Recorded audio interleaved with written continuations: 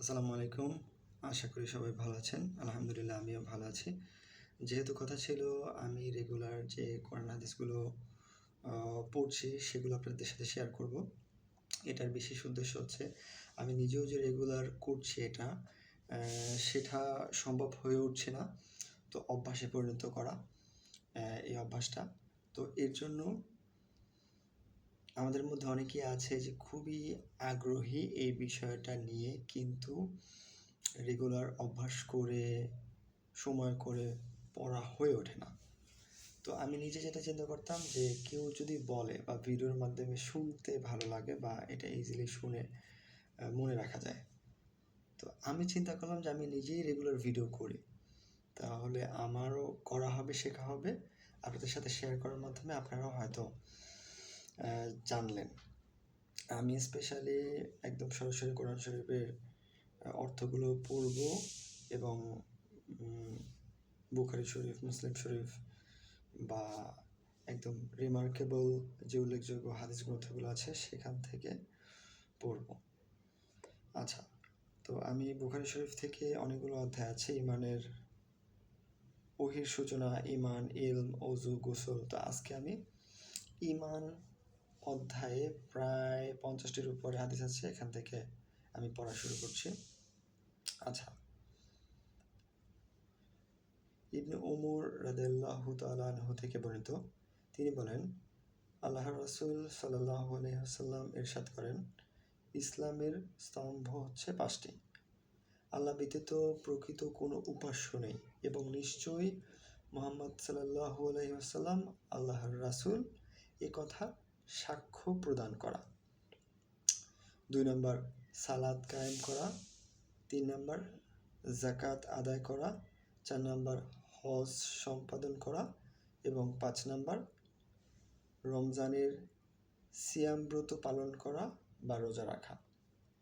আচ্ছা, অনেকেই বলতে পারেন যে এটা তো অনেকেই বা সবাই জানে, কিন্তু আমি এরকমও দেখেছি যে অনেকেই রাস্তায় প্রশ্ন করে, বিভিন্ন কন্টেন্ট ক্রিয়েটররা। তখন পথচারীদেরকে যখন জিজ্ঞেস করে ইসলামের স্তম্ভ কয়টি বা এশার নামাজে কয় রাকাত নামাজ, কয় রাকাত ফরজ বা কয় রাকাত সুন্নাত, এগুলো অনেকেই বলতে পারে না। যাই হোক, সহজ ও কঠিন হোক, কিছু কিছু বিষয় আছে কারোর কাছে খুবই সহজ, আবার কিছু কিছু বিষয় আছে অনেকে এই বিষয়গুলো জানে না। সো সবাই আসলে এইভাবে বিষয়টা রিসিভ করবেন বা গ্রহণ করবেন। আচ্ছা, পরবর্তী হাদিস হচ্ছে আবু হুরায়রা রাদিয়াল্লাহু তাআলা আনহু থেকে বর্ণিত। আচ্ছা, এর আগের হাদিস, যেহেতু এটা ইসলামের 5টি স্তম্ভ, রোজা, কলেমা, নামাজ, রোজা, হজ, যাকাত। সো এটা খুবই গুরুত্বপূর্ণ বিষয়। সো এগুলো আমরা যাতে 100% খুব ভালোভাবে করি, সেটা হচ্ছে আমাদের মূল উদ্দেশ্য থাকবে। আচ্ছা, পরবর্তী হাদিস হচ্ছে আবু হুরায়রা রাদিয়াল্লাহু তাআলা আনহু থেকে বর্ণিত, নবী সাল্লাল্লাহু আলাইহি ওয়াসাল্লাম বলেছেন, ইমানের 60-এরও অধিক শাখা আছে, আর লজ্জা হচ্ছে ইমানের একটি শাখা। আচ্ছা,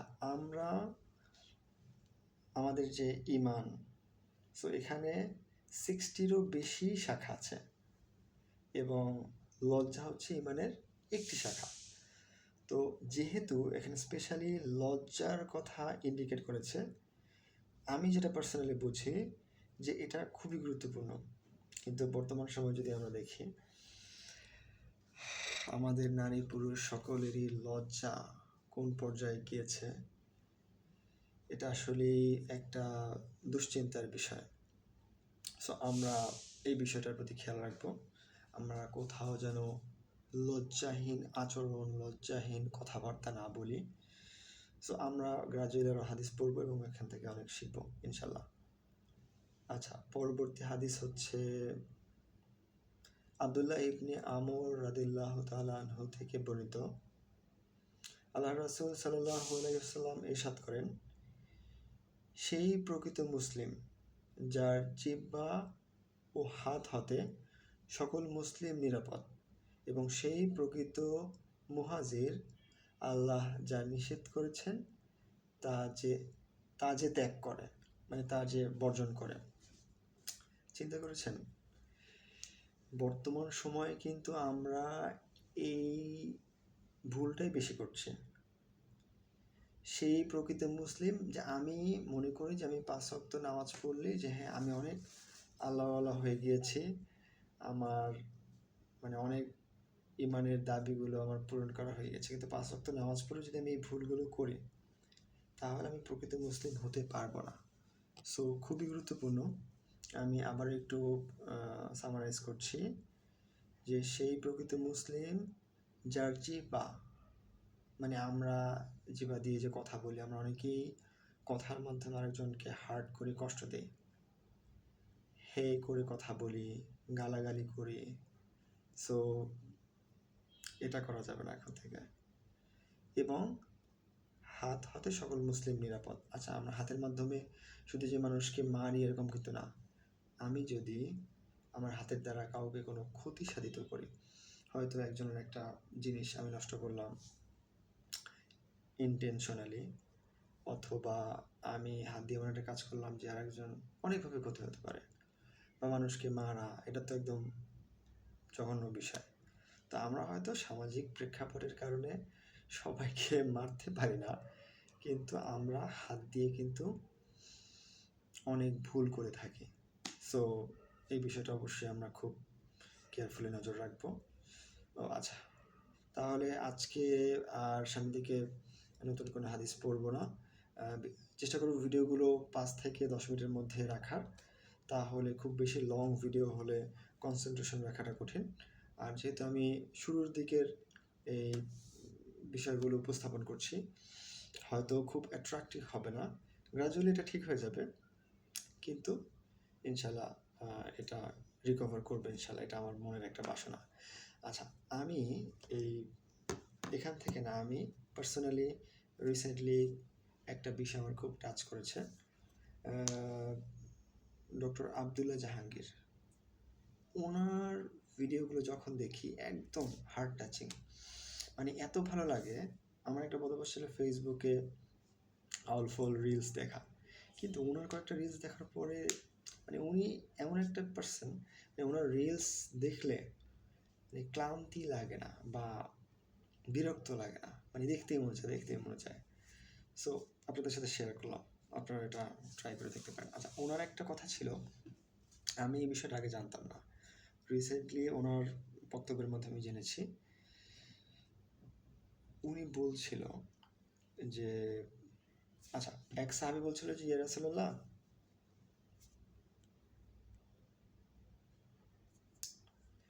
সবচাইতে আল্লাহর কাছে প্রিয় ইবাদত কোনটি? আল্লাহ বলল, মানে মুহাম্মদ সাল্লাল্লাহু বলল, মানুষের উপকার করা। তা আপনি চিন্তা করেছেন ইসলামের যে 5টি স্তম্ভ, ওই যে কলেমা, নামাজ, রোজা, হজ, যাকাত, এখানে কিন্তু রোজা, হজ, মানে নামাজও আছে। তা আপনি চিন্তা করেন, আল্লাহ তো এগুলোর মধ্যে থেকেও বলতে পারতো,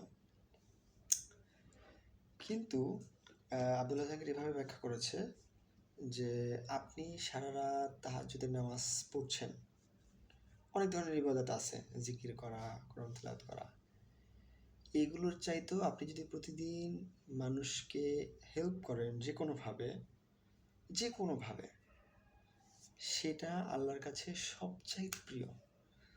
তো এটা আমি শোনার পরে আমার কাছে এত ভালো লেগেছে এবং আশ্চর্য লেগেছে যে এই বিষয়টা আমরা জানিই না বা অনেকে খেয়াল করি না, কিন্তু কতটা গুরুত্বপূর্ণ জিনিস। তাহলে আমি এটা জানার পর থেকে আমি চেষ্টা করি যে কোনোভাবে, একজন মানুষ যদি আমার কাছে ঠিকানা জিজ্ঞেস করে যে ভাই এই অ্যাড্রেসটা কোথায়, আমি দেখতে পাচ্ছি না, আমি মানে ওনাকে এটা হেল্প করার জন্য মানে খুবই আপনার চেষ্টা করি ঠিকানা দেখার জন্য। বা দেখলাম যে কেউ হয়তো একটা ব্যাগ নিয়ে যাচ্ছে বা সে নিতে পারছে না, তাকে একটা হেল্প করলাম, এরকম হয়। কিন্তু এরপরে অনেক সময় মানুষও বলে যে ভাই এটা একটু আমাকে ধরে দেন, বা যে কোনোভাবে। ও আমার ফ্যামিলির কোনো লোকজন বলতে পারে, আমার বড় ভাই ব্রাদার বা ছোট ভাই ব্রাদার, বাবা মা, আত্মীয় স্বজনকে বলতে পারে যে এ, ইয়াসিন তুমি আমাকে এই বিষয়টা একটু হেল্প করো তো। সো আমি সারা রাত জেগে যদি নামাজ পড়ি, এর চাইতেও মানে ওই নামাজের চাইতেও আল্লাহ বেশি পছন্দ করে যে আমি একজনকে হেল্প করেছি। সো এটা এখন থেকে বেশি বেশি করতে হবে। আমি নিজেও খেয়াল করেছি আমার ব্যক্তিগত লাইফে, আপনি মানে যখন কাউকে এরকম হেল্প করি, কিছু কিছু ক্ষেত্রে আমি রিটার্ন পেয়েছি এটার। আর এটার মধ্যে যে একটা প্রশান্তি, উফ, অসাধারণ। এটা বলে কিভাবে বুঝাবো আমি এখন বুঝতে পারছি না। যাই হোক, ভিডিও প্রায় 10 মিনিট 11 মিনিট হয়ে গিয়েছে, আর কথা বাড়াবো না। ইনশাল্লাহ আবার দেখা হবে হয়তো আগামীকাল বা পরশু, রেগুলার ভিডিও দেওয়ার চেষ্টা করব। ততক্ষণ সবাই ভালো থাকবেন, সুস্থ থাকবেন। আসসালামু আলাইকুম।